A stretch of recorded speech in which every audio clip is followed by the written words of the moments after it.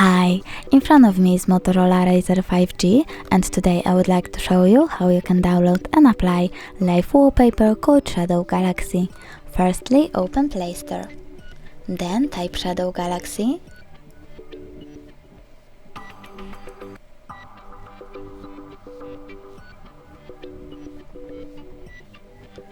And download this app from this developer. Now open it and tap Settings. Over here you can customize your wallpaper, but I don't want to do that, so I will just go back, click Open and click Set Wallpaper. Over here you need to decide if you want it to be on home screen or home screen and lock screen by tapping on one of the options. Now when I go back, I can see that my wallpaper has changed.